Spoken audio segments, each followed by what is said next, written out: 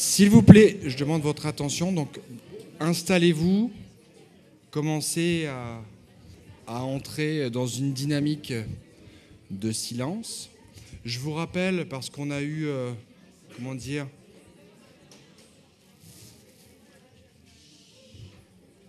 et pour parler délicatement, quelques petits soucis d'attention la dernière fois. Donc, la salle est très sonore. Donc, soyez très vigilants à être silencieux, s'il vous plaît. Pendant que vous vous installez ou vous finissez de vous installer, j'en profite tout doucement, s'il vous plaît, pour dire quelques mots et accueillir Yves Vinquin, que nous avons la joie et l'honneur de recevoir aujourd'hui.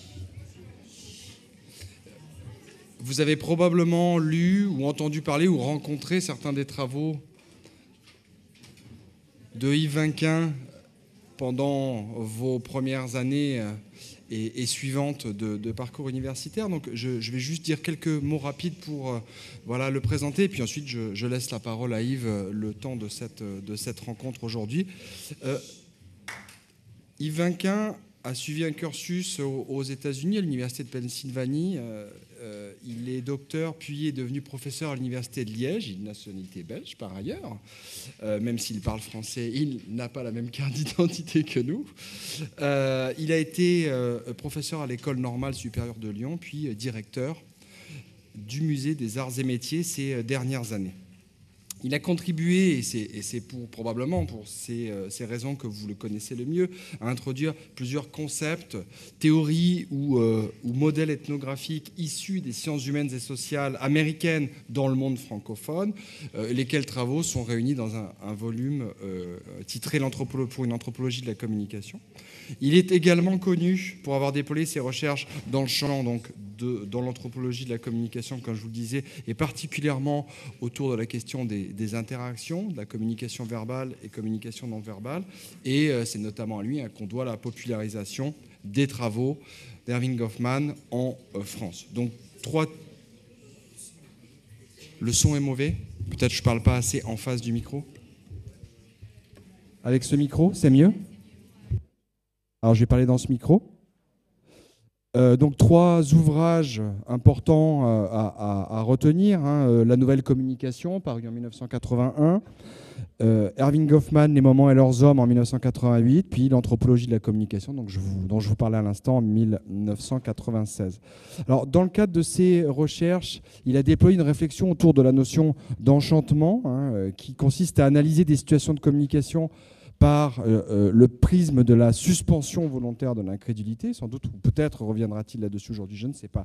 Autrement dit, à observer des situations de communication dans lesquelles les acteurs sociaux font des choses en sachant que tout cela n'est pas totalement vrai, disons, comme quand on serre la main à Mickey, qui est un exemple qu'il reprenait souvent à Disneyland, qu'en vérité on serre la main surtout et avant tout et aussi un intermittent du spectacle. Et puis récemment, en 2020, il a publié un livre sur la vie des musées et leur devenir, réinventer les musées, qui est paru chez MKF Éditions. Et puis, son dernier grand sujet de recherche, c'est la marche. Alors, j'ai un goût personnel, moi, pour un texte, on en avait déjà parlé avec Yves, sur un joli texte sur les chemins de Compostelle, ou le chemin de Compostelle, mais c'est surtout de la marche urbaine dont il vient nous parler, je crois, ce soir, et qui va occuper son intervention. Voilà, merci beaucoup Yves, et à vous la parole. Tester ce micro en vous saluant toutes et tous, en remerciant donc Michael Bourgade de son invitation, de même que le professeur Le Charbonnier. Et je vais vous parler de marche, d'attente, d'observation, et ce faisant, j'espère bien vous introduire à ce que je propose ici d'appeler l'anthropologie de la communication urbaine. Ça peut être l'anthropologie urbaine de la communication, comme ça peut être l'anthropologie de la communication urbaine, nous en discuterons. Permettez-moi tout d'abord, et c'est très classique, de vous dire comment je vais procéder. Je vais d'abord décomposer le titre, mot par mot. Je vais ensuite, deuxième partie, essayer de répondre à la question, mais qu'est-ce qui m'a amené à travailler sur la marche ? Ça a l'air tellement banal, qu'est-ce qu'on peut en dire sur la marche ? Et enfin, c'est un peu la prolongation de la question précédente, mais à quoi ça sert tout ça ? Pourquoi est-ce qu'un chercheur peut s'occuper de la marche, et peut-être même doit s'occuper de la marche. Et derrière, il y a la question, est-ce qu'un chercheur, aujourd'hui, peut passer de la description à la prescription? Et ça, c'est une question qui hante une génération nouvelle de chercheurs. Est-ce que l'on peut franchir cette ligne rouge qui consiste à prendre des positions dans un domaine donné et à travailler avec les décideurs politiques, les décideurs culturels, les décideurs urbains, et ainsi de suite. Et j'en viendrai alors, dernière partie, à des conclusions. Décomposer le titre. Je vais commencer par décomposer le mot anthropologie, et puis, bon, ça suivra, communication. J'insisterai même sur le petit « de » entre anthropologie et communication, et puis je suivrai. Alors, si je prends le mot anthropologie pour commencer, c'est peut-être pour rappeler, je ne vais pas essayer de savoir si l'anthropologie se distingue bien de l'ethnographie, de la sociologie. Je vais repartir de l'histoire même, très rapidement évidemment, des grandes découvertes, les bateaux, plein non seulement de marchands, mais aussi de savants, surtout à partir du XVIIe et encore plus du XVIIIe siècle. Il y a même des expéditions qui ne sont pas militaires, qui ne sont pas marchandes, qui sont uniquement scientifiques. Il s'agit d'aller à la découverte de l'autre, ou des sauvages, ou des indigènes. Et dès la deuxième moitié du XVIIIe, une société comme la Société d'observation de l'homme va dire nous pouvons étudier scientifiquement l'autre comme nous étudions les animaux, comme nous étudions la botanique, comme nous étudions, etc. Il faudra encore du temps, évidemment, pour qu'on se départisse de cette idée d'une taxonomie différente pour les hommes de la botanique ou de la faune. C'est vrai qu'il faudra arriver quasiment au XXe siècle avec un anthropologue polonais qui va émigrer en Grande-Bretagne, qui s'appelle Bronisław Malinowski, peut-être que la slide le donne là, bien. Nous sommes aux alentours de 1920. Malinowski est dans un chapelet d'îles, l'île Trobriand dans le Pacifique, et il décide, lui, de travailler seul, et non plus en expédition, de rester sur place, et non plus de voguer d'île en île. Il décide aussi d'apprendre la langue, plus question d'interprète comme le faisaient les grandes expéditions, et il décide de recueillir au travers de la langue qu'il a apprise, il décide de recueillir le point de vue de l'autre sur le monde. Ce qui est une grande rupture, elle est fondamentale, et je dirais, elle fonde l'anthropologie contemporaine telle qu'on la pratique encore aujourd'hui. C'est-à-dire que l'on reconnaît à l'autre qu'il a une vision du monde, que cette vision du monde est différente de la nôtre, nous, gens d'Occident, mais que cette vision est aussi respectable, aussi légitime que la nôtre. Dans la même perspective, on va donc décider qu'il existe des botaniques qui ne sont pas fondées sur les mêmes principes que nous, sur les mêmes catégories que nous, qu'il existe une astronomie, une manière de lire le ciel et d'en dériver des cartes qui ne sont pas les mêmes que les nôtres. Dans un certain temps, après Malinowski, on va parler d'ethnobotanique, d'ethnozoologie, d'ethnoastronomie, pour bien signifier que nous sommes dans des systèmes différents des nôtres, mais qui sont tout aussi respectables que les nôtres. Donc, Bronisław Malinowski est pour moi la grande bascule, et c'est lui qui va être le modèle de la démarche anthropologique, je dirais, de 1920 à aujourd'hui encore, avec des nuances. C'est-à-dire, en anthropologie, peut-être à la différence d'ailleurs de la sociologie, on fait un long terrain, on part en immersion à l'étranger où, j'y reviendrai, on reste chez soi, mais on part quand même en immersion, on apprend la langue, ou si on n'apprend pas la langue, on incorpore les codes de la tribu, si je puis dire, et on essaye de restituer l'expérience absorbée au moins 6 mois, absorbée au moins 1 an. Tout étudiant en anthropologie se doit de faire un terrain à l'étranger ou en France ou dans son pays de plusieurs mois, au moins 1 an, je dirais, pour un doctorat. Malinowski, la grande rupture. Et ensuite, ce qui est peut-être une rupture, j'y faisais allusion il y a quelques minutes, aussi importante, à partir des années 40 aux États-Unis, à partir des années 60 en France, on va décider qu'il est possible de faire un travail anthropologique chez soi. Il n'est plus nécessaire de mettre autant de kilomètres que possible entre soi et son terrain. Ça a été longtemps une condition sine qua non. Il n'y avait de bonne anthropologie qu'exotique. C'était l'épreuve du feu. Un anthropologue ne pouvait devenir un anthropologue que s'il avait vécu quelque peu dans la souffrance, loin de chez lui, très loin de chez lui.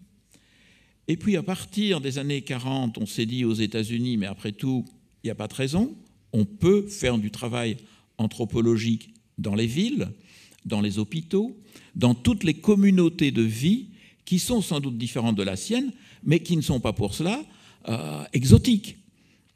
Bref, le même raisonnement a été tenu en France après le fait que la France ait perdu, ou la Belgique, ait perdu toutes ses colonies. On est revenu au pays.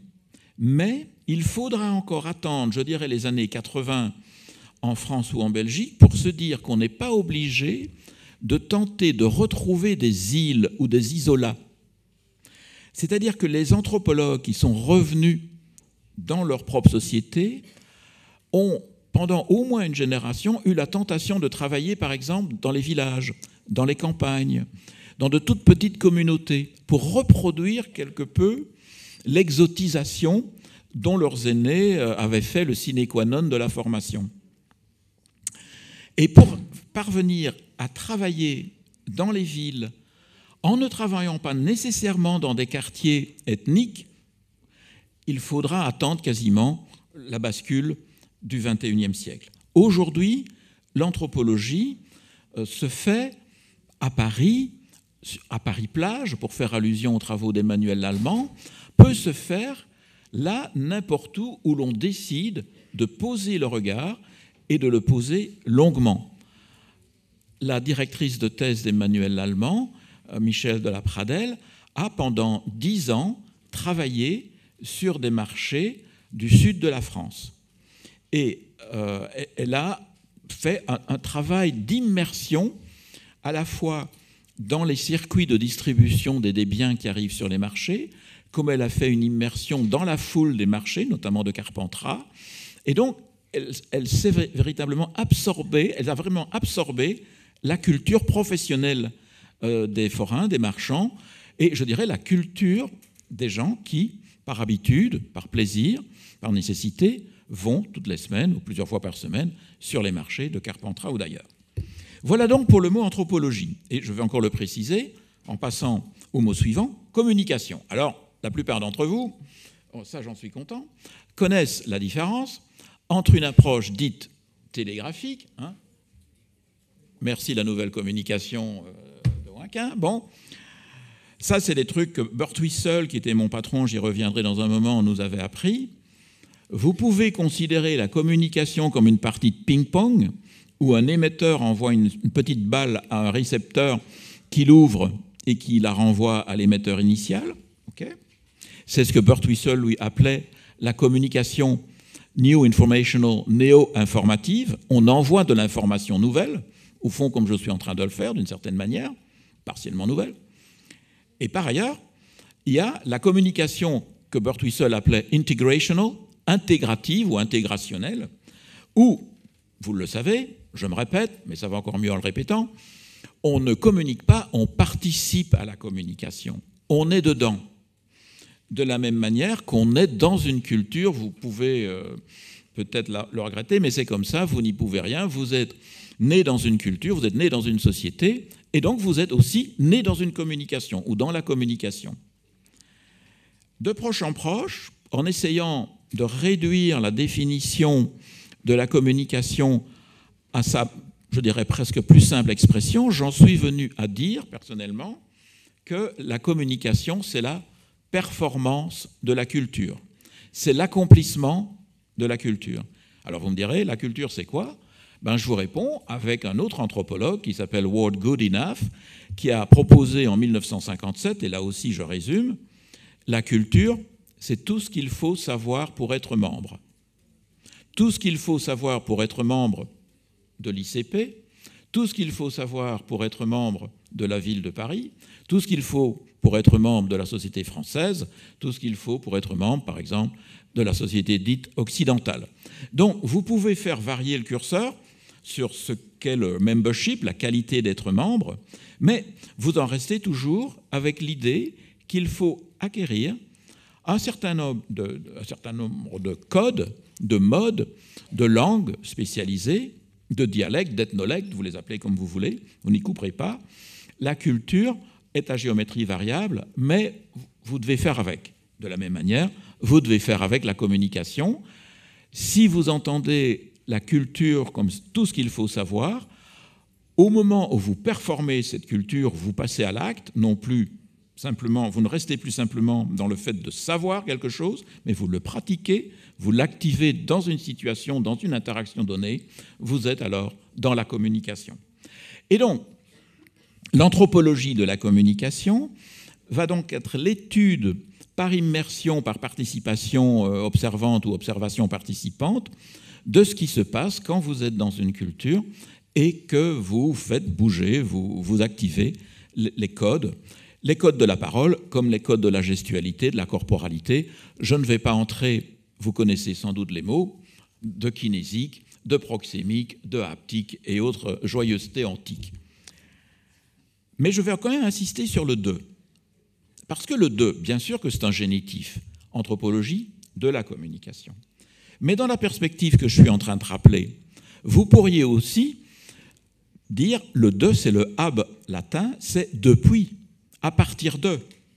Donc vous pouvez fort bien entendre anthropologie de la communication comme l'anthropologie à partir de la communication, depuis le point de vue de la communication. C'est ce que j'essaye de développer tout à la fin de cet autre bouquin. Hop, je sors du champ du micro. De celui-là, publicité gratuite, Anthropologie de la com, que vous connaissez peut-être sous une autre couverture.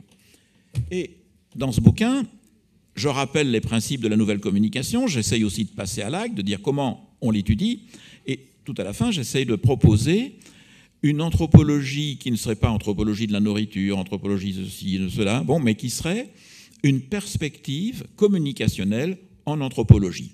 Laissons ça, on n'en a pas besoin pour l'instant. Je passe à urbaine. Urbaine, pour moi, alors là, on peut passer le reste de la soirée, et être encore ici demain matin, si j'essaye de vous définir l'urbanité, l'urbain par rapport au rural. Un géographe français comme Michel Lusseau va vous dire il n'y a plus de ruralité, de toute façon, on ne peut vivre dans les campagnes aujourd'hui que par le relais de structures urbaines qui vont jusque dans les villages, ne fût-ce que la poste qui va vous amener vos colis, et ainsi de suite. Donc, ne faisons plus ce distinguo entre urbain et rural, ça ne sert à rien. OK, en attendant, Paris, c'est pas la vallée Flot. Donc, il y a un moment donné où il faut quand même essayer, au travers de cette notion de densité, retrouver une spécificité à la ville.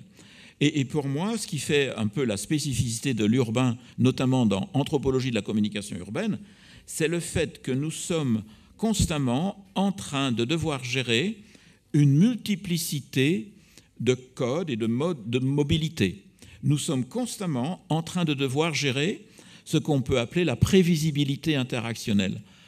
Un autre, je suis sur un trottoir, je suis piéton, arrive vers moi. Nous sommes proches, que va-t-il faire ? Est-ce qu'il va me contourner par la droite ou est-ce qu'il va me contourner par la gauche ? En même temps qu'il arrive vers moi, quelqu'un sort de chez lui et bloque quasiment le passage de la personne qui arrive vers moi. Comment on règle cette situation en triangle ? C'est là où cette notion de prévisibilité interactionnelle est utile, parce que nous savons tous, en une fraction de seconde, le plus souvent, comment faire. D'une manière générale, c'est quand même assez rare qu'entre piétons, on se cogne, même si ça arrive. Vous avez tous fait comme moi, des pas de deux où vous pensez que l'autre va passer à gauche, il passe à droite, vous passez à droite, et puis on s'excuse, un petit sourire, et on finit par poursuivre son chemin. Rebelote, quand nous nous retrouvons dans des situations aujourd'hui toujours plus complexes, vu la croissance des mobilités douces, avec des vélos, des motos, des trottinettes, des voitures, des bus, sinon des trams, à gérer dans la simultanéité. Et c'est un peu à ce genre de situation que je voudrais m'affronter dans les pages suivantes, en parlant d'abord je suis toujours dans mon titre de marche, vous allez me dire, so what, la marche? On met un pied devant l'autre et on avance. Ouais, pas si sûr. Je viens de le dire, dans une ville, vous pouvez bien mettre un pied devant l'autre, mais il y a aussi des gens à côté de vous, derrière vous, devant vous. Donc, et c'est un texte d'ailleurs, je reviendrai, on a cité son nom, c'est le sociologue Erving Goffman. Dans un texte, il a essayé de décrire toute la complexité de la marche dans la ville. Comment faites-vous pour virer à gauche ou virer à droite? Vous êtes sur un trottoir, vous voulez aller voir une vitrine. Comment allez-vous signaler à la personne juste derrière vous que vous allez ralentir, faire un virage sur l'aile et vous arrêter devant la vitrine? Vous ne faites pas comme les bagnoles avec des clignotants, ou vous ne levez pas le bras comme un cycliste ou un vélomoteur ou une moto. Mais vous aurez vos propres clignotants. C'est un ralentissement peut-être, c'est une orientation, comme il l'explique, légère du corps, qui signale à la personne derrière que vous allez ralentir. Mais vous-même, c'est exceptionnel que vous retourniez pour voir si vous pouvez virer sur l'aile. Vous attendez à ce que la personne derrière vous comprenne qu'elle ne doit pas vous dépasser à ce moment-là parce que vous allez prendre votre virage vers la vitrine ou vous allez tourner vers la gauche, disons, pour traverser. Et ainsi de suite. Donc, la marche est toujours une opération plus compliquée qu'on ne pourrait le penser, en tout cas en contexte urbain. Il faut marcher à plusieurs. Et à plusieurs, ça veut dire qu'il faut parfois marcher avec des inconnus, mais aussi parfois en famille ou dans un groupe, avec des amis, ou avec des inconnus, mais il faut trouver un rythme pour peut-être faire savoir que non, vous n'êtes pas avec cette personne. Quand bien même vous semblez être en couple, vous allez trouver des manières subtiles de signaler à votre entourage, quand bien même vous ne connaissez pas cet entourage, vous n'avez pas envie de vous faire assimiler à un couple. Donc vous allez faire une manœuvre, comme on dit des sociologues dont je ne citerai pas le nom, mais juste le concept, vous allez faire de l'aloning. Vous allez montrer que vous êtes seul.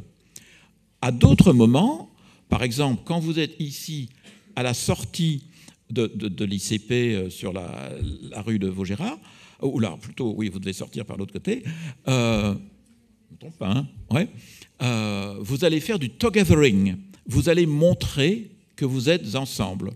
C'est d'ailleurs quelque chose de très compliqué à gérer pour les piétons qui viennent en face de vous.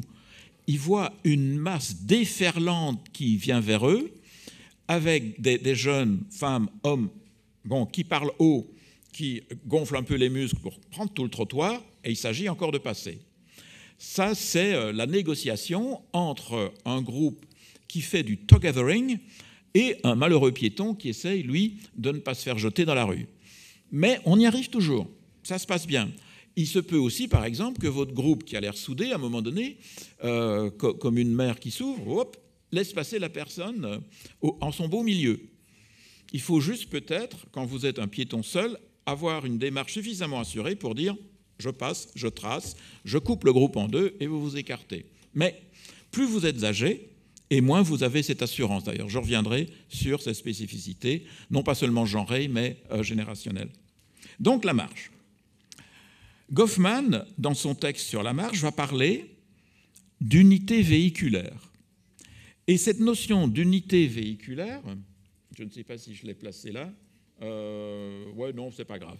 Bon, il y a un off qui n'est pas dans les slides, c'est pas grave. La notion d'unité véhiculaire chez Goffman, c'est pour capturer la bulle, en quelque sorte, que peut faire un piéton lorsqu'il est avec une valise, lorsqu'il est avec une trottinette, lorsqu'il est avec un landau, ou lorsqu'il est en binôme, en trinôme ou en multinôme, bon, comme vous l'entendez. Cela forme une sorte de grosse enveloppe pour lui qui se déplace. Et les piétons qui viennent en face doivent prendre en considération l'unité véhiculaire qui arrive vers elle, ou vers eux, ou vers lui, comme le landau. J'ai fait un texte qui n'est pas sorti encore sur les valises à roulettes, qui ont, ces dernières années, moins maintenant, modifié la donne sur les trottoirs, puisque subitement, les piétons prenaient un double volume avec cette valise. L'unité véhiculaire, c'est souvent aussi le sac que l'on a derrière soi, dans le dos, et qui peut faire un obstacle, par exemple dans les métros ou dans les escaliers roulants. Vous doublez de volume avec votre sac dans le dos et c'est une prise en considération pour tous ceux qui sont autour de vous. Bref, ce que j'essaye de dire ici, c'est que la marche demande une compétence, demande des stratégies, demande du savoir-faire. Ce n'est pas juste, encore une fois, mettre un pied devant l'autre. J'avance. Attendre. Attendre, vous pouvez aussi vous dire « so what, quoi, j'attends, je fais rien ». Ben non. Si vous attendez seul devant un certain trottoir, quand bien même vous pensez attendre un bus un peu tard le soir, il se pourrait bien, surtout pour vous, mesdames, mais ça peut être, ou mesdemoiselles, mais ça peut être pour vous aussi, messieurs, que quelqu'un dans une bagnole estime que vous faites le trottoir. Donc, vous allez devoir vous démarquer dans une composition corporelle d'attente pour ne pas envoyer de mauvais signaux, pour dire « non, je ne fais pas le tapin ». Et dans certaines situations, ce n'est pas si facile que ça, surtout le soir, surtout dans certains lieux, des arrêts de bus près des gares, et ainsi de suite. Donc, ce que j'essaye de dire aussi, c'est que la notion d'attente convoque de la stratégie, du savoir-faire, convoque effectivement un certain nombre de codes non-verbaux pour envoyer le bon signal aux bonnes personnes ou aux mauvaises personnes. Et on retrouve là aussi la notion de aloning ou de togethering. Quand vous attendez et que vous voulez rester seul, vous devez vous positionner corporellement et spatialement en manière telle qu'il n'y ait pas ambiguïté. Si vous y réfléchissez, la ville est toujours pleine d'attentes. Attente au feu rouge, attente du bus, attente d'un taxi, attente dans une file à l'entrée d'un magasin, boulangerie ou autre, ou CA, enfin tout magasin peut convenir. La notion de file est presque consubstantielle à la notion de ville et d'attente. Bref, il y a de quoi faire aussi avec les attentes. Et j'ai suggéré, je vais y venir, à un nombre d'étudiants au fil des années de travailler sur l'attente, de travailler sur les files, de travailler sur tout ce qui peut se passer quand on est dans une file et que l'on tient à marquer son territoire, quand bien même on est enchâssé dans un territoire plus vaste qui est celui de la file. Je continue. Observer. Comme je vous l'ai dit tout à l'heure, l'observation est peut-être la base du travail de l'anthropologue. Mais c'est aussi la base du travail quelque peu spécialisé de l'urbain. Un urbain, ça observe.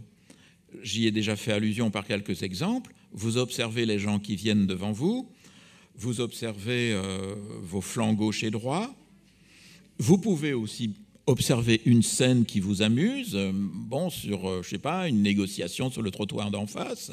Vous pouvez fort bien observer une vitrine, bien sûr, et ainsi de suite. Donc, être en situation urbaine, c'est sans doute aussi observer, rester attentif. C'est aujourd'hui, et ça a changé quand même sérieusement la donne, on y reviendra peut-être tout à l'heure, observer votre téléphone ou faire comme si vous aviez quelque chose à faire sur votre téléphone pour être dans une position qui vous apparaisse respectable, légitime, prévisible. Ce qui veut dire finalement que quand vous faites de l'anthropologie de la communication urbaine, vous êtes dans une posture d'observation de vous-même, en train d'observer des gens qui eux-mêmes observent ou s'observent. Donc on est dans une série de séquences d'observation emboîtées. Et j'y reviendrai peut-être tout à l'heure parce que finalement, ce n'est pas juste moi qui vous regarde.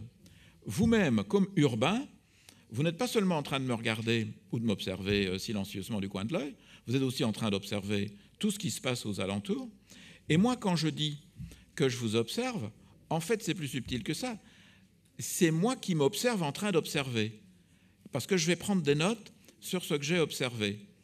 Et je serai toujours en train de tenter de me mettre dans votre position pour me dire « mais qu'est-ce qu'il regarde chez moi qui l'intrigue ?» Et donc, je serai aussi en train d'observer le regard qui vient sur moi pour essayer de comprendre où vient se poser le regard. Et nous sommes constamment dans une gestion, voici encore du Goffman, de gestion des impressions que nous nous faisons mutuellement. Je vais y revenir. On va dire que c'est un teaser. Deuxième partie. Comment j'en suis arrivé à m'intéresser à des questions comme celle-là, celle de la marche, celle de l'attente, celle, je reviens à l'expression que vous avez employée tout à l'heure, l'infraordinaire. C'est tellement banal que ça passe sous les radars le plus souvent. Le plus souvent, on essaye de s'intéresser à l'extraordinaire. Et pour un anthropologue, la difficulté, c'est de ne s'intéresser qu'au quotidien, au banal, au ça va de soi, au fameux « taken for granted », celui dont on se débarrasse le plus rapidement possible parce qu'il n'y a rien d'intéressant circuler, comme on dit, il n'y a rien à voir. Je vous fais un petit background. Je fais des études en information et communication à l'Université de Liège. Nous sommes dans les années 70, 74, 76. Il n'y a pas de communication non verbale, tout ça n'existe pas. Il y a essentiellement des médias à l'époque. Et moi, je prends un média particulier qui est celui des éditeurs. Et je fais un mémoire de fin d'études sur l'édition belge d'Expression française. Et quand je vais voir mes éditeurs belges, je m'aperçois qu'ils sont constamment, merci Goffman, dans la gestion des impressions. Ils sont en train de me construire d'eux-mêmes des personnages toujours pressés, mais qui, par pure bonté d'âme, vont me consacrer une demi-heure, 1 heure, 2 heures. Je dis, mais c'est quoi ce truc? Pourquoi ils me racontent ça? S'ils sont pressés, qu'ils m'expédient en un quart d'heure. Pourquoi est-ce qu'ils doivent s'ingénier à me montrer qu'ils me font une faveur insigne, celle de me garder pour 1 heure, puis ils m'entraînent dans leur réserve, etc. J'en parle à un de mes professeurs qui me dit, mais ça c'est du pur Goffman. Je tombe sur Goffman, mise en scène de la vie quotidienne. Je dis, mais c'est fabuleux, ça décode tout ce que j'ai vécu dans mes entretiens avec mes éditeurs et leur comportement en quelque sorte sur une scène. Et moi j'étais dans un bon public et j'étais prêt à les applaudir. Je lis Goffman au point que je me dis, il faut que j'aille travailler avec ce monsieur aux États-Unis, il est trop fabuleux. Parce que je m'étais mis en tête de faire des études de 3e cycle aux États-Unis. Et je finis par obtenir ma bourse, je finis par me retrouver à l'Annenberg School for Communication à l'Université de Pennsylvanie. Et là, je tombe effectivement sur Goffman, qui est prêt à me prendre dans son séminaire, mais je tombe aussi sur un bonhomme assez extraordinaire qui s'appelle Ray Birdwhistell, écrit, comme il disait, il faut 2 ailes à un oiseau. Et ce Birdwhistell enseignait la communication non verbale. C'est lui qui enseignait la fameuse kinésique, l'étude de la communication par le corps en mouvement. Mais il ne le faisait pas au travers de ces études hyper sophistiquées, comme il avait pu faire antérieurement en s'appuyant sur la linguistique. Il le faisait en nous posant des questions. Par exemple, un jour, il me dit, vous là, oui, Yves, vous levez? Comment tu prends ta douche? Tu commences comment? Lève le bras. Bon, et puis maintenant, pousse le savon. Mais bon, je m'en souviens encore 40 ans plus tard. Je veux dire, vous avez tous les copains rigolards qui se disent « Ah, Waka, il va s'en sortir comment avec son savon imaginaire ?» C'était Birdwhistell. Il voulait qu'on s'implique et il voulait m'expliquer, et il voulait expliquer à mes petits camarades que nous fonctionnions selon un schéma corporel toujours répété et que si je commençais par me savonner sous l'aisselle gauche, ce serait très difficile pour moi un jour de commencer par me savonner sous l'aisselle droite. Il y avait donc des habitudes, des espèces de géographie corporelle qui étaient répétées jour après jour, et il voulait nous les faire remonter à la surface et nous en faire prendre conscience au travers de cet exemple un peu idiot, Yves, comment prends-tu ta douche? C'était Birdwhistell. Je vais donc faire du travail de formation à la communication avec lui. Il va nous envoyer dans des familles et il va nous demander de faire la cartographie du salon de cette famille où nous étions. Ce qui n'est pas si simple. Quand un Birdwhistell vous dit « mais il a quelle dimension le tapis ?» Vous y retournez la semaine suivante et vous commencez à mesurer en faisant des pas le long du tapis dans le salon de cette famille que vous ne connaissez pas. Vous revenez très fier avec les dimensions du tapis, et puis Birdwhistell nous disait « Et le soleil, il était où ?» Donc on retournait la semaine suivante dans la famille, et on essayait de voir la course du soleil, et donc de l'éclairage dans ce salon, et ainsi de suite. J'ai trouvé ça assez fascinant et en même temps extrêmement difficile et extrêmement impudique. Et plus tard dans ma carrière d'enseignant, je n'ai jamais voulu reproduire un terrain interne dans une famille. J'ai toujours dit, on respecte les familles, on ne va pas en terrain privé. Mais j'ai définitivement opté pour cette approche anthropologique consistant à travailler sur des terrains urbains. Et ça veut dire que j'ai toujours dit à mes étudiants, quand je me suis retrouvé prof, vous allez choisir un terrain. Je pense qu'il va apparaître là parce que vous allez choisir un terrain. Ah non, sauter Goffman, je vais y revenir. Voilà. Choisir un lieu public ou semi-public. Vous me choisissez un hall de gare, vous me choisissez un café, ou un semi-public, vous me choisissez... oui, on va mettre plutôt les cafés du côté des terrains semi-publics, ou une laverie, ou une résidence universitaire, cafétéria, tout ce que vous voulez. Vous allez en faire votre terrain, vous allez m'en faire la cartographie, vous allez m'en donner les dimensions, vous allez me donner le passage du soleil, où c'est éclairé, pas éclairé. Vous allez me dire progressivement où les gens se placent. Si c'est un café, je veux savoir quelles sont les tables jamais occupées, les tables toujours occupées. Si c'est une résidence universitaire avec son restaurant, sa cantine, vous allez me dire de même où sont les tables que tout le monde prend d'assaut dès que la cafette est ouverte, et ainsi de suite. Cet exercice, je le stimule alors avec des questions plus théoriques où je vais dire aux étudiants, essayez de me repérer les parts engagement, par exemple. Involvement shields, c'est un terme de Goffman. Et donc, je vais leur dire, vous savez, on ne fait jamais de bon terrain qu'en faisant une bonne théorie. C'est pourquoi le livre Anthropologie de la communication a pour sous-titre « De la théorie au terrain ». C'est avec des questions et des concepts que l'on va sur le terrain et que l'on essaye de répondre en récoltant des données, aussi infimes qu'elles soient, à ces questions théoriques. Je vous donne 2-3 exemples et j'en viens à Goffman et à la slide précédente. Quand Goffman travaillait lui-même sur ces terrains, il essayait toujours de prendre de petites unités de temps et d'espace pour arriver à les mettre à plat. Par exemple, il employait la notion de ressources sûres, safe supplies. Vous allez chez des amis. À un moment donné, la conversation tombe à plat. La ressource sûre que vous aurez alors, vous, à votre disposition, c'est de vous plonger dans votre téléphone portable. Quand Goffman, dans son premier grand terrain, dans l'île de Unst, tout au nord des Shetland, rendait visite à des fermiers et que la conversation tombait à plat, eh bien, tout le monde regardait le feu.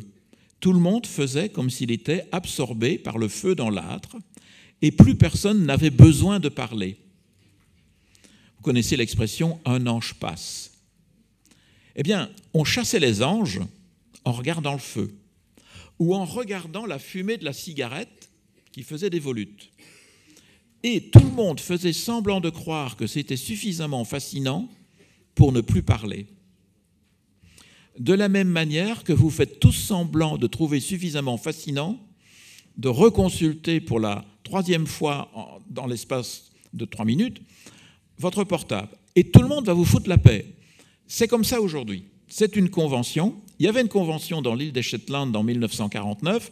Il y a une convention aujourd'hui pour, en quelque sorte, pas s'embêter en s'absorbant des ressources sûres, safe supplies. Alors Goffman, pour moi, c'est quoi ce bruit? Je vais me mettre auprès du micro là. Bon. Pour moi, Goffman a été, je vous le disais, dès mes années à Liège, une révélation, et plus encore, tout au long des années que je vais lui consacrer, parce que je vais suivre partiellement ces séminaires quand je serai aux États-Unis entre 1976 et 1978, mais je vais surtout, dès après son décès en 1982, commencer à récolter des éléments pour une biographie qui est dans cet ouvrage, biographie que je terminerai sans doute un jour. Mais vous savez, une biographie, c'est comme une collection. Il y a toujours une pièce de plus à ramasser quelque part et on n'en finit jamais. Donc, très rapidement dit, Goffman est canadien. Il est né en 1922. Il a commencé par faire du cinéma au National Film Board dans les années 40, où on pourra dire qu'une des premières sources de sa sociologie, c'est sa scopophilie. Bon, je ne sais pas trop. Je ne sais pas s'il y a un technicien ici pour régler ça, mais bon, bref. Scopos, c'est l'image, philie, c'est l'amour de l'image. Goffman a toujours gardé un amour des images et il publiera d'ailleurs un livre de photographie qui s'appelle Gender Advertisement, qui est un livre fondé sur un corpus de publicité. Après la sociologie, il commence par de la socio à l'université de Toronto et il retrouve là, pour professeur, un très jeune prof qui vient de Chicago, qui est Bird Whistle, dont je vous ai parlé il y a quelques minutes. Et puis de là, je passe sur Art, il va, parce que l'heure avance, faire son doctorat en sociologie à l'université de Chicago. Et dans le cadre de son doctorat, il va aller, premier grand terrain, dans une île des Shetland, dont je vous parlais il y a une seconde. Ensuite, il va revenir à Chicago, et là, il va être repéré et envoyé à Washington pour faire, et c'est son exigence, exactement ce qu'il veut dans un hôpital psychiatrique. Il va faire un travail d'1 an d'observation participante dans un asile psychiatrique qui s'appelle l'asile Sainte-Élisabeth à Washington. Ce n'est pas qu'il se fasse passer pour un patient, en tout cas pas tout le temps, il se fait passer pour l'assistant du directeur des sports. Ce qui l'amènera, par exemple, pour ceux qui connaissent, à jouer tennis avec le poète incarcéré depuis quelques années, Ezra Pound.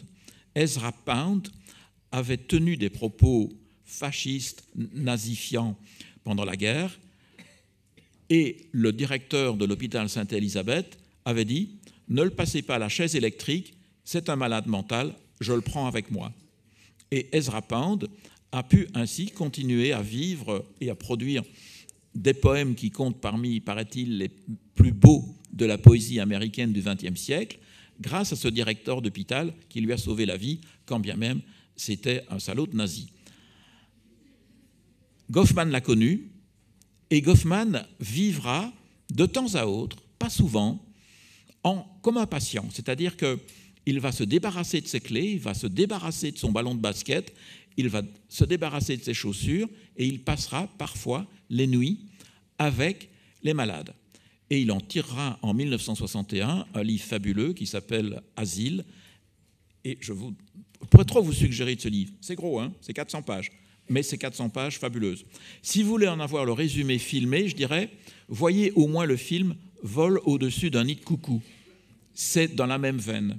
C'est une veine qui prend le point de vue des malades mentaux.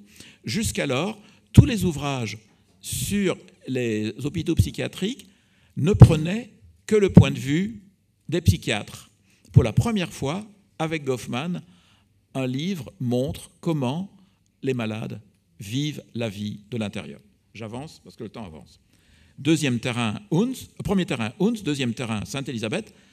Troisième terrain, beaucoup plus long, mais sporadique, entre 58 et 68, Goffman, qui a été depuis lors invité à devenir professeur à l'université de Berkeley, va travailler dans les casinos.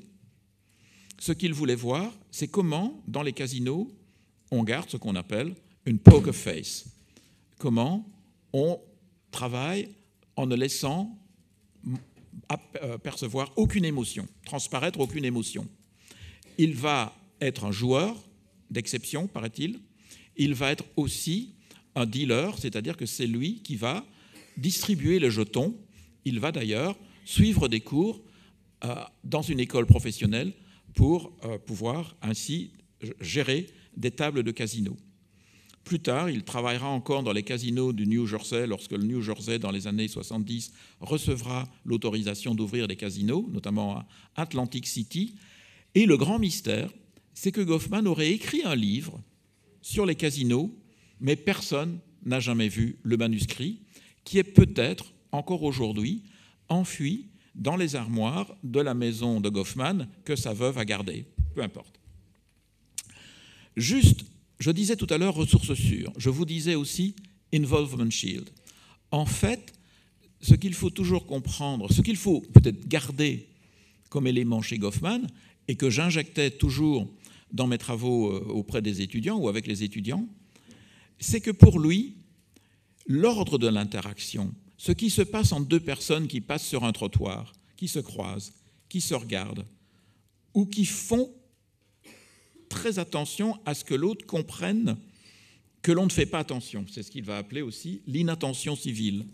L'inattention civile, c'est dire « je vous regarde une seconde, mais c'est pour vous signifier que je ne vais plus vous regarder et que vous pouvez continuer votre chemin sans faire attention à moi. » Eh bien, cet ordre de l'interaction, cette régularité de l'interaction, elle est pour lui une espèce d'ordre social.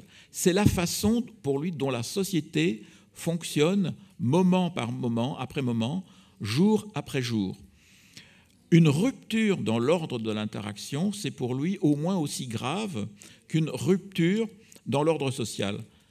Si vous provoquez une rupture de l'ordre social, vous risquez de vous retrouver en prison ou au moins de payer une amende.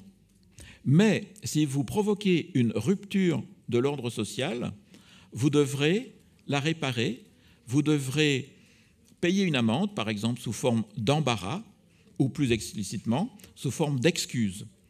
Et l'autre aura tous les droits d'exiger de vous que vous répariez l'offense que vous lui avez faite.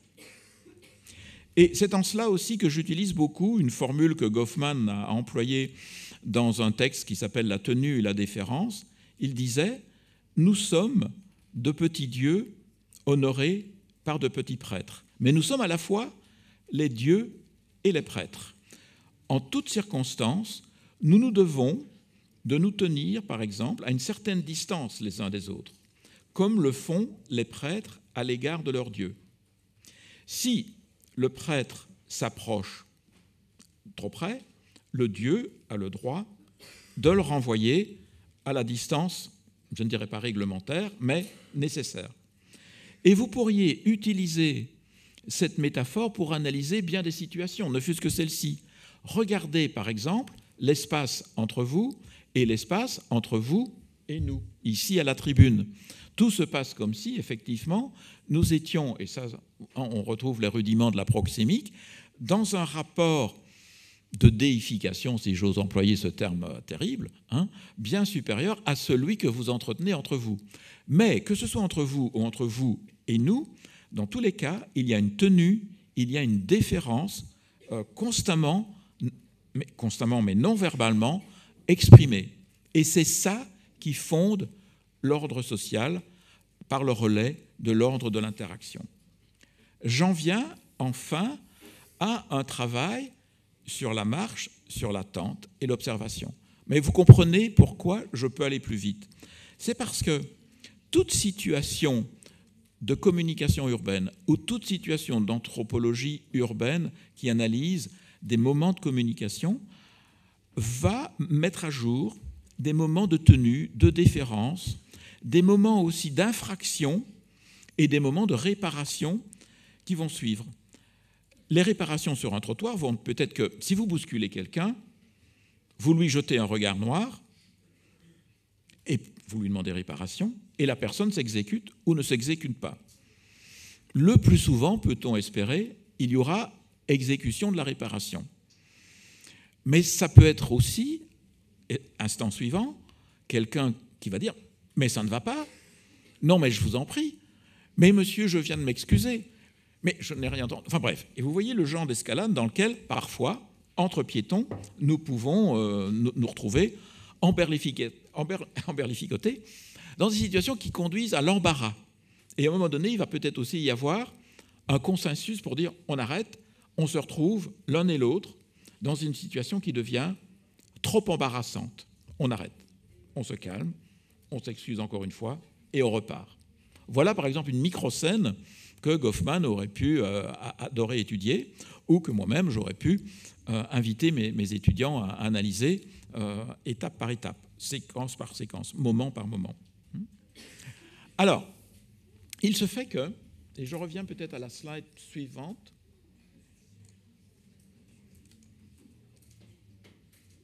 oui, voilà. J'ai donné ce cours très longtemps à Liège. Je l'ai aussi donné très souvent à l'Université de Genève.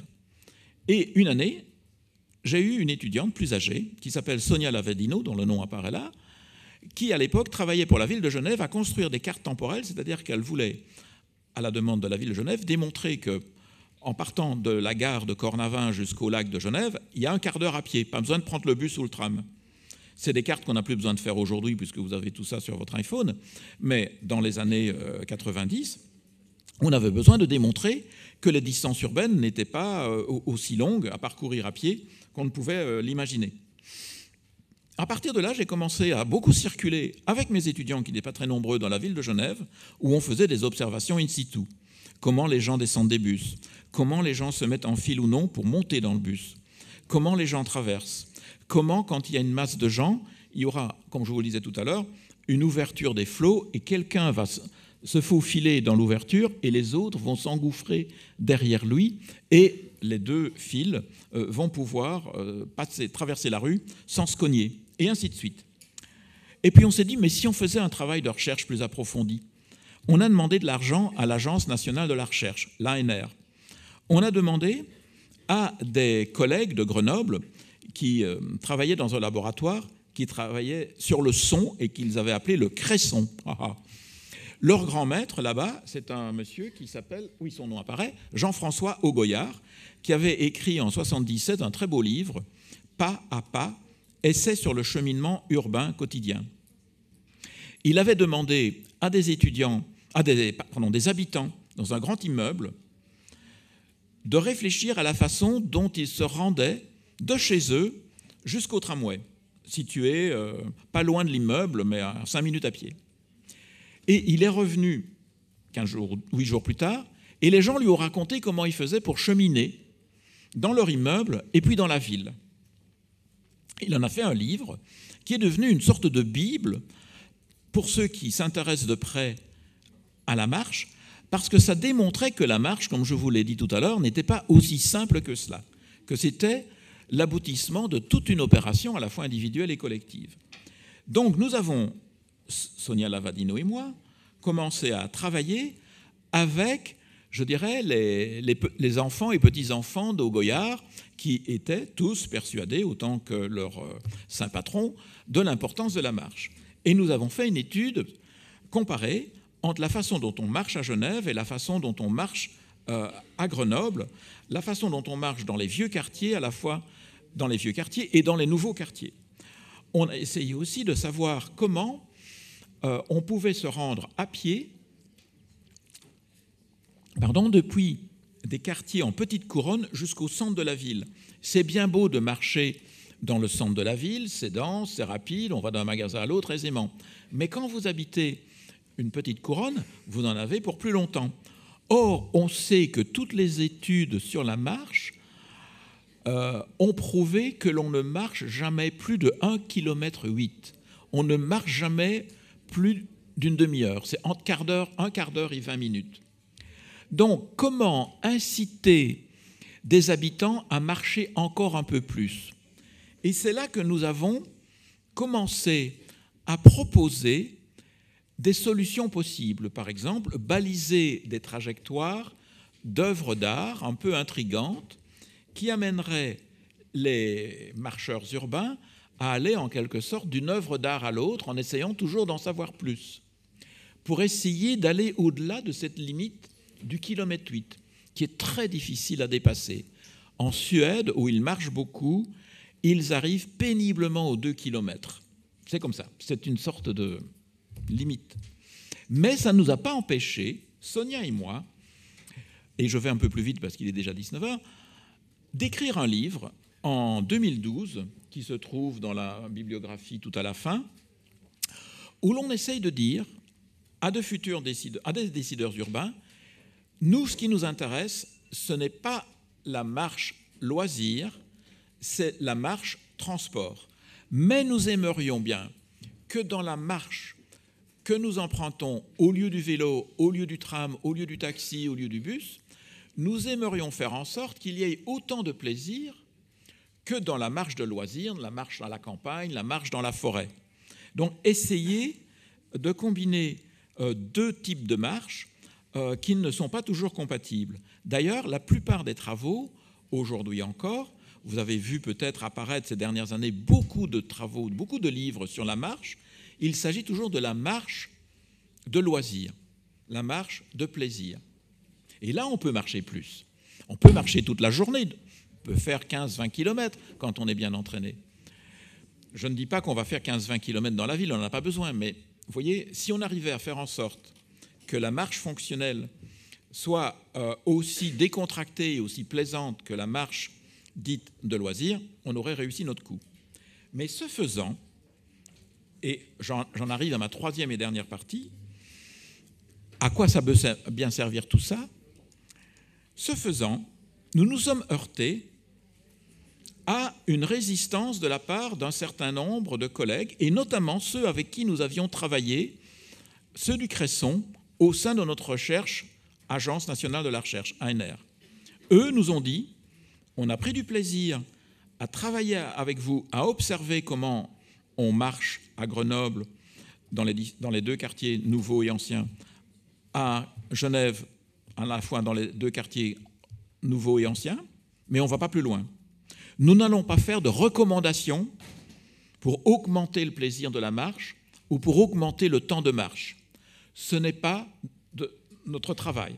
Nous, universitaires, nous nous arrêtons là.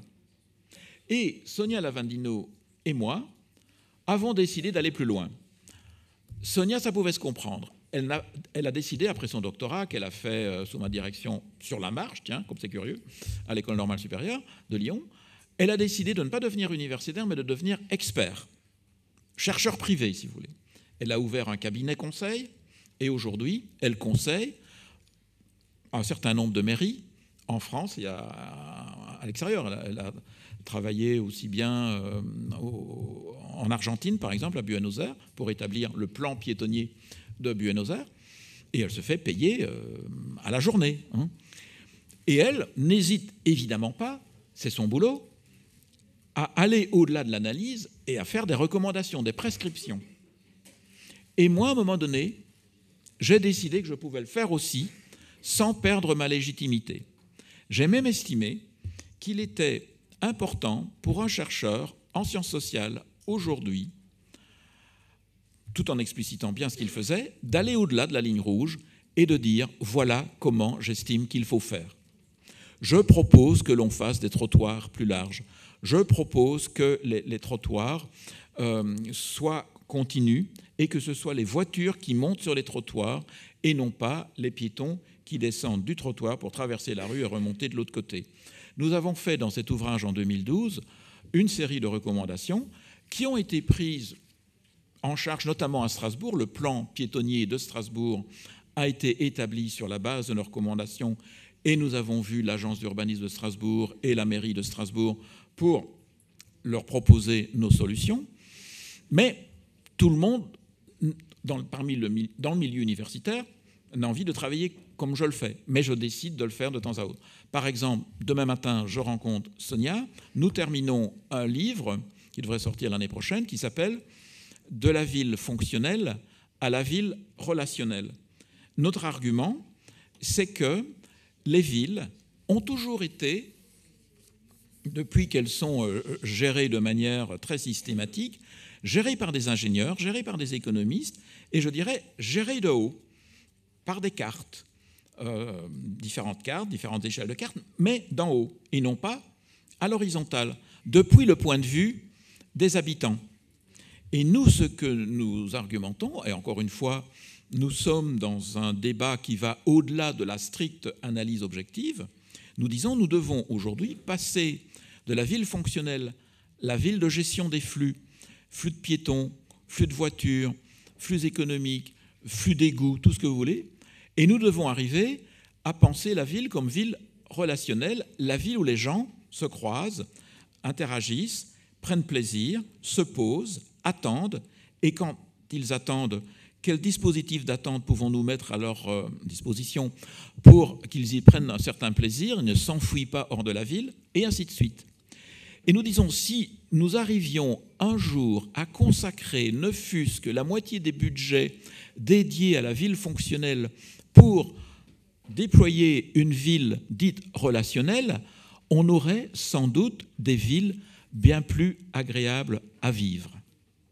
Mais pour ce faire, et j'en arrive à ma conclusion, pour ce faire, nous devons avoir des chercheurs lents. Vous connaissez peut-être déjà l'expression « slow science ». C'est une argumentation qui dit « nous devons revenir à des temps où on avait le temps de chercher, nous devons éviter de courir toujours derrière le prochain appel d'offres, le prochain financement ». Et j'ajouterais, nous devons aussi nous donner le temps de faire une recherche qui passe par l'observation anthropologique, on peut l'appeler ethnographique, mais je n'en reviendrai pas sur la différence maintenant, on va dire anthropologique, de la marche, de l'attente, et pour ce faire, on ne peut pas aller vite. Je me souviens, un jour, je suis dans une conférence, j'explique à peu près ce que je viens de vous dire, je faisais une distinction entre les lieux euphoriques et les lieux dysphoriques urbains. C'est une expression de Goffman. Une interaction qui se passe bien, pour lui, c'est une interaction euphorique.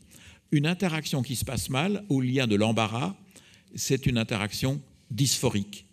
Comment une ville, comment les lieux d'attente, comment les places publiques, comment tout ce que la ville met à la disposition de ses habitants peut être plutôt de l'euphorie que de la dysphorie. Je pose cette question. Et quelqu'un vient vers moi, après mon exposé, et me dit « De combien d'hommes-jours avez-vous besoin ?» Donc vous savez qu'un homme-jour, c'est, on met un chercheur par jour, et un chercheur, ça coûte de 800 à 3000 euros en fonction de son ancienneté. Et donc, quand une ville calcule un budget de recherche, elle dit c'est combien d'hommes-jours, ou de femmes-jours si vous voulez. Mais ce n'est pas comme ça que je voudrais calculer. Je voudrais qu'on dise, voilà, vous avez un budget, vous le déployez comme vous l'entendez, et vous allez aussi lentement que vous voulez. Et moi, je sais que je vais avoir besoin de travailler lentement. C'est peut-être la principale qualité, c'est peut-être aussi le plus gros défaut de cette anthropologie de la communication urbaine, c'est que vous ne pouvez pas aller vite. C'est que vous ne pouvez pas passer un questionnaire. C'est que vous ne pouvez pas simplement demander 3 entretiens des passants, faire des micro-trottoirs. Non, vous devez être là, vous devez attendre, vous devez observer, vous devez revenir le lendemain et le lendemain encore. Et c'est un petit peu sur cet appel ou cette invitation que je terminerai. Faire en sorte qu'aujourd'hui encore, il soit possible de travailler avec douceur, avec toute la lenteur désirable. Je vous remercie.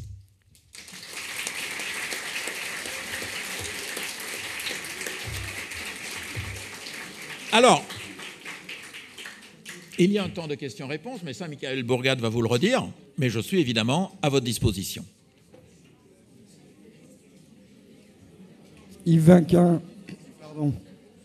Merci beaucoup, merci pour cette intervention. J'imagine qu'elle a réveillé des souvenirs de cours, les a probablement redéployés, puis peut-être, en tout cas, moi, m'a donné envie de faire des choses. Donc j'espère que vous, ça vous aura aussi donné envie. Peut-être pour un tout petit peu plus tard, ceux qui sont en licence sur des projets de mémoire, etc. Mais vous voyez, une communication autre qui nous est proposée ici par Yves Vinquin aujourd'hui. Alors moi évidemment, et puis c'est juste pour lancer la discussion et vous laisser le temps de lever la main, j'ai d'emblée une question ou une interrogation parce que Yves finissait son exposé sur cette problématique comment dire, enfin, ou presque finissait son exposé sur voilà, cette problématique de la configuration de la ville et repenser les configurations de la ville. Je lisais dans le journal encore hier ou avant-hier l'inquiétude des élus parisiens de voir apparaître ces fameux dark stores, donc ces magasins sans devanture, qui ne permettent qu'à des cyclistes travaillant pour des marques type Uber, etc., d'aller plus vite et donc de se servir non pas dans un magasin ouvert au public, mais dans un magasin clos, et puis ensuite de faire circuler les marchandises. Donc une dynamique très commerciale que le numérique remet en jeu et qui ne se joue pas dans la marche, mais dans la bicyclette cette fois-ci. Et on est tous confrontés aujourd'hui à une surabondance d'acteurs en vélo équipés et qui, si vous êtes des cyclistes de loisirs, on va dire, posent un certain nombre de problèmes puisqu'ils sont dans une dynamique de rapidité, d'urgence, de dépassement, etc. et cassent des dynamiques pourtant toutes nouvelles de vélo loisirs. À Paris, elles sont nouvelles, pour le coup, on n'est pas aux Pays-Bas. Et donc, on a une collusion entre une espèce de cyclisme loisir qui s'installe, puis quand même des dynamiques commerciales, etc., qui cohabitent avec elles. Oui, non, c'est un gros problème. En vous écoutant, je me souviens et j'aurais dû vous le dire, mais je vous le dis là maintenant, si vous allez sur le site d'une conférence qui a lieu tous les 4 ans, qui s'appelle Walk 21. Walk 21 réunit tous les 4 ans plusieurs centaines de chercheurs qui se consacrent à l'étude de la marche urbaine. Et ce qui est intéressant, c'est que toutes les communications de Walk 21 sont récoltées et sur le site. Donc si vous voulez tout savoir sur la marche par thème, et notamment le thème de la collision, ou de la collusion, en tout cas de la collision entre piétons et cyclistes, vous allez sur le site de Walk 21. Et j'étais à Walk 21 à Rotterdam il y a 2 ans, et le directeur des transports de la ville de Porto, je pense, nous dit « Mon effort de 20 ans pour assagir, apaiser la ville et inviter les habitants de Porto à marcher et à ne pas craindre qui que ce soit, en particulier les automobiles, vient d'être mis à mal, sinon mis par terre, par toutes ces trottinettes et vélos et machins. » Il y avait 16 engins qui circulaient dans Porto, qui étaient apparus, qui avaient explosé en l'espace d'1 an ou 2. Cette même explosion a eu lieu à Paris. Vous vous souvenez de toutes ces trottinettes qui circulaient dans tous les sens, de toutes ces trottinettes abandonnées. Moi, j'étais souvent prêt à en balancer dans la Seine, puis je me suis retenu en me disant peut-être que, mais peut-être l'avez-vous fait, je ne voudrais pas vous donner tort, c'était tellement exaspérant ces engins. Et puis je dirais, 2 ans plus tard, bon d'accord, il y a encore des trottinettes, mais c'est un peu plus civilisé, ça a été régulé. On n'est plus constamment à la merci d'une trottinette électrique qui déboule sur votre gauche ou votre droite et qui risque de vous renverser. Pourquoi je dis ça? C'est parce que ces vélos qui apparaissent toujours en nombre plus important, notamment ces vélos fonctionnels de livraison, je pense qu'on est aujourd'hui à Paris dans la phase où l'on était avec les trottinettes il y a 2-3 ans. Et je voudrais espérer, version optimiste, que dans 2-3 ans, il y aura pour les vélos, et les vélos de livraison en particulier, la même régulation qu'il y a eu pour les trottinettes. Et que donc, on va pouvoir assagir la circulation de toutes ces micro-mobilités, toutes ces mobilités douces, et faire en sorte que le vélo de loisir puisse avoir toute sa place, et une place plus grande encore, que le vélo de transport, et le transport de personnes parallèlement au transport de marchandises. Parce que dire, on ne va plus revenir en arrière, il y a une sorte de processus qui amène ces livraisons du dernier kilomètre à être toujours plus présentes et plus actives dans toutes les grandes villes, et il va falloir trouver des modalités d'articulation entre tous les modes de transport. Si vous allez en Suisse, qui est souvent d'ailleurs un modèle en termes de réflexion et d'application de la réflexion, on s'aperçoit que l'apaisement est déjà là. Et l'apaisement passe notamment par l'imposition de quelques règles très simples. C'est la limitation de la vitesse, non plus même à 30, à 20, à 10, mais si c'est 5 qu'il faut, eh bien ce sera 5 km/h. Et à partir du moment où tout le monde est à 5 km/h, en ce compris les tramways, eh bien tout le monde y va doucement. La règle aussi que certaines villes hollandaises, mais aussi suisses, ont commencé, et je dirais même belges, je commence à m'en apercevoir aussi, c'est qu'on supprime les feux, on supprime les stops, on supprime les marquages au sol. Donc tout le monde doit tellement faire gaffe, parce qu'on y va au pas. Alors c'est un peu un pari. Hein. Certains disent ça ne va jamais marcher dans Paris, ça ne va jamais marcher dans les villes latines ou d'Europe du Sud. Ça c'est bien un truc pour Hollandais ou même pour Belges, mais bon, pas pour Français, j'en sais rien. En tout cas, par exemple à Liège, moi j'avais un colloque la semaine dernière et mes collègues français m'ont dit attendez, la moitié des feux de la ville ne marchent plus, qu'est-ce qui se passe? Faites gaffe quand même. Je dis mais non, c'est fait pour. On les a arrêtés. Il faudrait les enlever, mais enfin, c'est une expérimentation pour le moment. Donc, ils sont en train de faire des stats pour savoir si on tue ou on écrase moins de gens avec moins de feux fonctionnels ou non.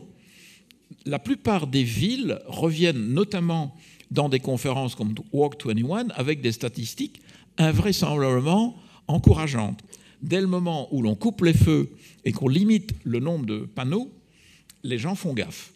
Mais bon, à Rotterdam, et on est toujours dans ma question, ils ont lancé une campagne qui s'apparente un peu à du nudge. Vous savez, ces techniques de psychologie qui consistent à focaliser l'attention sur un détail.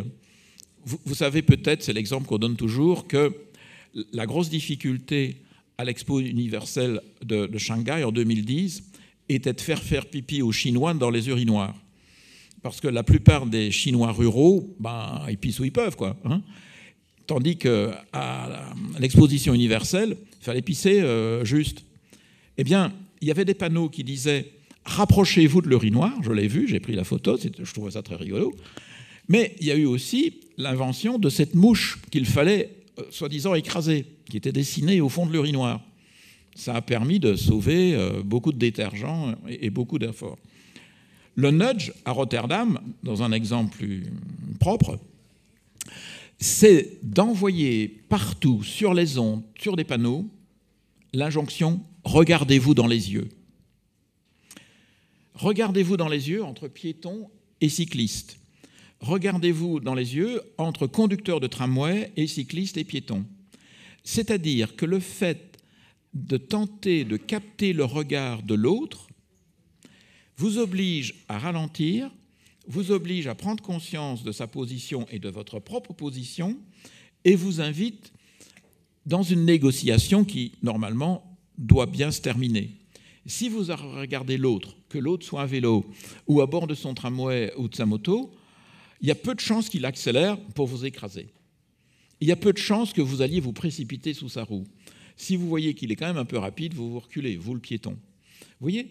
Donc, je voudrais espérer que de telles pratiques et de telles recommandations se mettent en place à Paris dans les années qui viennent. Paris a été très vite pour déautomobiliser certaines rues, comme les bords de Seine ou la rue de Rivoli, par exemple, pour installer des pistes cyclables, mais c'est la mandature de Hidalgo et je trouve qu'elle est en train de rattraper le retard qu'elle avait sur un certain nombre de villes du nord de l'Europe, par exemple. C'est très bien ainsi.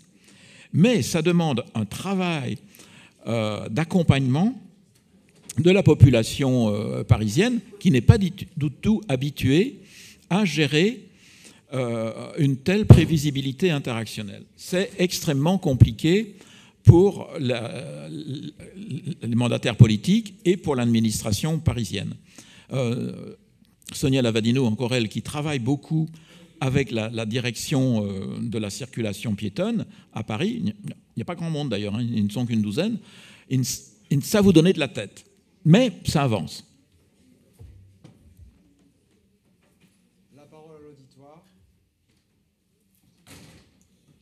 Mais ne vous sentez pas obligé. Je vais me permettre de vous poser une question. Je vous en prie. D'abord, je vous remercie beaucoup pour nous tous, les enseignants, pour les étudiants de licence, de master, de votre présence. Merci, merci. Une simple question d'expérience. On m'entend, oui? On m'entend? Oui, oui. Oui, on va vous entendre. Une simple question d'expérience. Pour avoir beaucoup séjourné et même travaillé à l'étranger, dans des pays en Afrique, au Moyen-Orient ou en Russie, une chose m'a toujours frappé. C'est que dès que je sors dans la rue dans ces pays, il faut que j'apprenne à marcher, à me déplacer. Et à chaque fois, c'est différent. Et si je marchais à Yaoundé ou à Addis Abeba comme je marche à New York, je passerais pour un sauvage immédiatement. C'est pas l'inverse. Bon. Et justement, la question que j'ai, c'est je me demande si d'abord, la marche n'est pas un code de civilité. Il faut avoir compris le code de civilité de l'endroit où on se déplace. Et même en France, je pense que,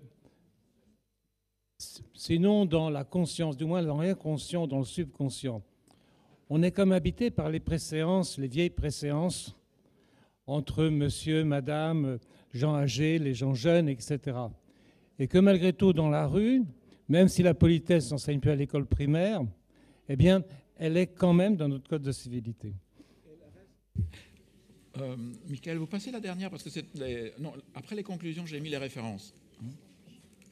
Voilà, c'est un peu petit, mais peut-être que vous en retrouverez quelques-unes.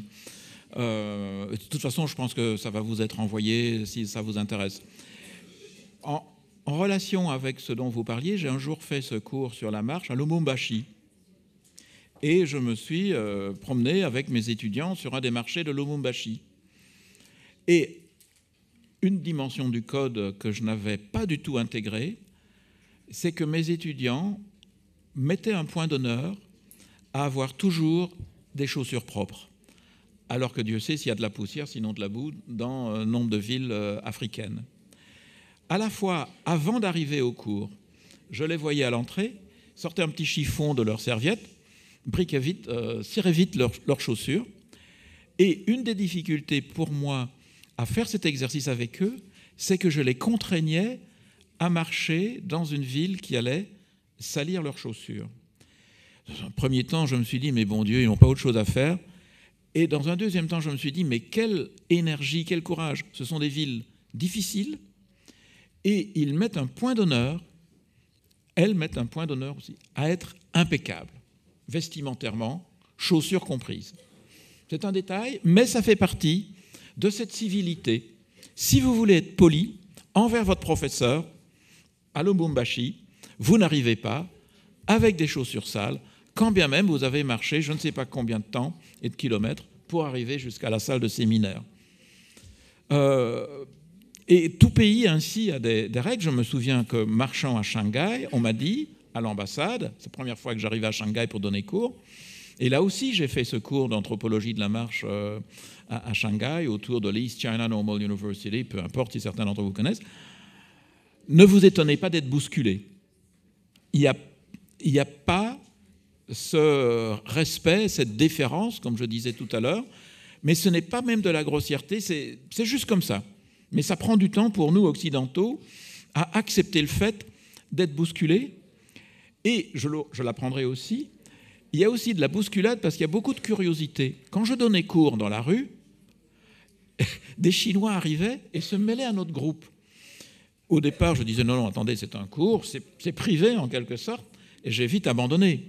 J'étais dans l'espace public, donc je devais laisser venir toute personne qui venait à moi. Voilà. Et je pense qu'effectivement, on ne peut pas énoncer des principes universels, notamment des recommandations universelles en matière de planification urbaine. Et si je me fais l'avocat d'une science lente, d'une science qui travaille par immersion, c'est parce que je veux comprendre de l'intérieur, de manière, dirais-je, intime, la dynamique particulière de la société où l'on me demande, où je me propose de travailler, ou même de la ville, si on entend une ville comme Paris comme une culture urbaine particulière. Et c'est vrai que la culture urbaine de Paris n'est pas la culture urbaine d'Aix-en-Provence, par exemple. Et je pourrais épiloguer sur Aix-en-Provence parce que j'y ai fait un audit un jour. Enfin bref, c'est une autre histoire. Donc oui, absolument d'accord. Donc, quand vous disiez il y a des mémoires, oui, il y a énormément de terrain d'apprentissage et de collecte et de traitement de données à faire pour des mémoires de fin d'études, et je dirais de fin d'études en communication. Pour moi aussi, ma revendication est de dire que les départements de communication ne doivent pas se limiter aux médias. La ville est en lui-même, en quelque sorte, un grand média. J'ai peut-être temps d'arrêter, non ? Vu.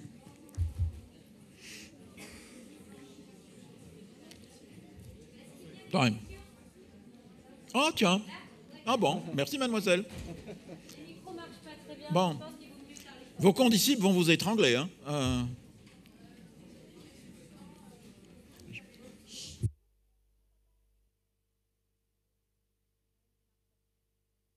Pour les gens en ligne, en fait.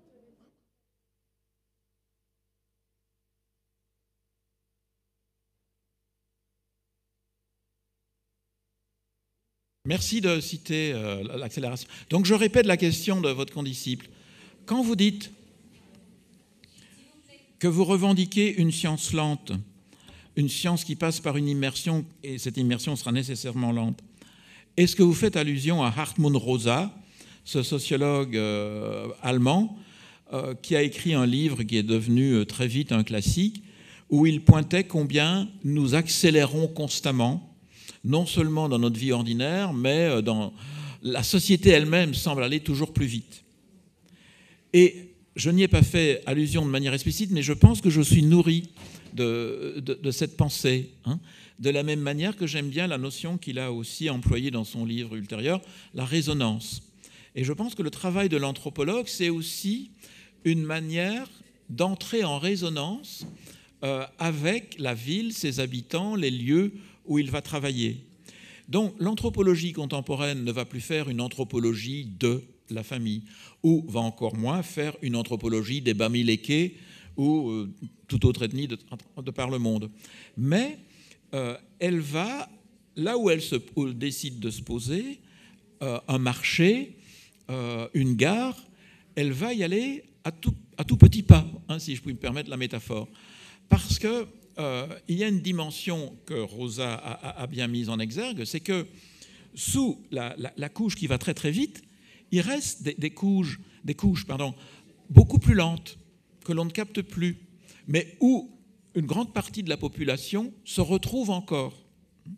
Et l'illusion que nous nous donnons, comme il le dit bien, c'est que toute la société, tous les groupes sociaux vont à ce rythme speedé. Mais ce n'est pas vrai. Hein. Et ceux qui, peut-être, seront les premiers bénéficiaires de la marche, si les installations suivent, ce sont ceux qui ont décidé ou sont contraints à une marche plus lente. Si nous en avions eu le temps, je vous aurais parlé d'un texte que j'ai fait un jour, qui est là, d'ailleurs vous le voyez, mais c'est peut-être écrit petit, « Quand j'étais vieux ». Il se fait que je subis une opération, que je dois me retrouver dans un centre de repos pour quelques jours. Et je pouvais sortir de temps à autre de mon EHPAD, hein, il faut bien l'appeler par son nom, mais je devais marcher à tout petits pas parce que j'avais encore une poche scotchée sur la jambe. Bon, vous pouvez deviner pourquoi. Et je me retrouve ainsi rue de Tolbiac à Paris à marcher à tout petits pas et à maudire les jeunes qui venaient vers moi en faisant du toe-gathering, qui m'obligeaient presque à descendre dans la rue. Mais c'était difficile pour moi de descendre dans la rue et de remonter. Donc, j'étais dans une espèce d'observation participante, et j'avais appelé ce texte « Quand j'étais vieux ». Et je me suis dit, mais bon Dieu, toutes ces personnes âgées qui n'arrivent pas à exprimer leur angoisse, leurs inquiétudes, leurs peurs, elles voudraient continuer à marcher. Mais quand elles voient ces jeunes qui ont l'air, qui se bourrent dedans, qui risquent de les bousculer, de les faire tomber, alors, prescription, j'avais dit, il faut des cannes, mais pas seulement des petites cannes. Je propose que les vieux achètent des grandes cannes qui passent au-dessus d'eux. Margaret Mead, l'anthropologue bien connue, qui faisait 1,60 m, elle avait une canne d'1,80 m, vous ne pouvez pas la louper. Tony Ungerer, le dessinateur strasbourgeois qui est mort il y a peu, il avait une canne avec une sonnette, paraît-il. Donc, barrez-vous les mecs, j'arrive. Mais pourquoi les vélos ont droit à une sonnette et pas les piétons ? Donc, voilà. Et c'est ce genre de solution que parfois, moi, j'aime bien amener dans des textes en disant « Et si on dotait les vieux de grandes cannes ?» Évidemment, vous imaginez le coup. Mais pourquoi pas ? C'est-à-dire, comment, c'était la question qui était là derrière, peut-on donner du pouvoir aux vieux ? La fameuse notion d'empowerment. Et une canne, moi, quand les jeunes, là, ils passaient devant moi et que j'étais là, moi, avec ma poche, j'avais envie de les taper avec ma canne. Je n'avais pas de canne, hein, mais si j'en avais une, il aurait fallu que je me retienne. Vous voyez ? Donc, bref, vous avez compris le truc. Mais, effectivement, merci pour la question, elle est très juste.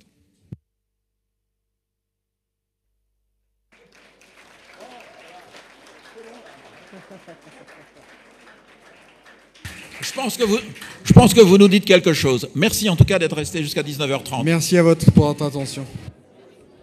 Donc je vous rappelle que le... Ça marche pas. Le 8 décembre, nous changeons de...